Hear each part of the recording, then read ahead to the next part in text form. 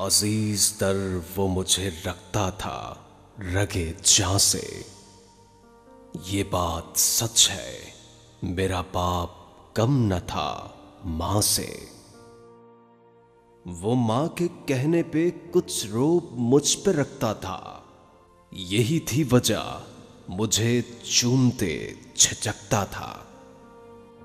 वो आशना मेरे हर कर्ब से रहा हरदम, जो खुल के जी नहीं पाया मगर सिसकता था।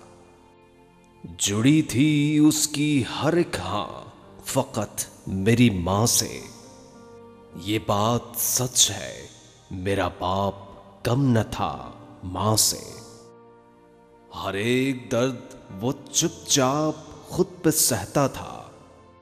तमाम उम्र वो अपनों से कट के रहता था। वो लौटता था कहीं रात देर को दिन भर। वजूद उसका पसीने में ढल के बहता था। गिले थे फिर भी मुझे ऐसे चाक दामा से। ये बात सच है, मेरा बाप कम न था मां से। पुराना सूट पहनता था, कम वो खाता था, मगर खिलौने मेरे सब खरीद लाता था।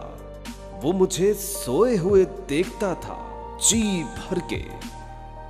न जाने सोच के क्या क्या वो मुस्कुराता था। मेरे बगैर थे सब ख्वाब उसके वीरां से। ये बात सच है, मेरा बाप कम न था मां से।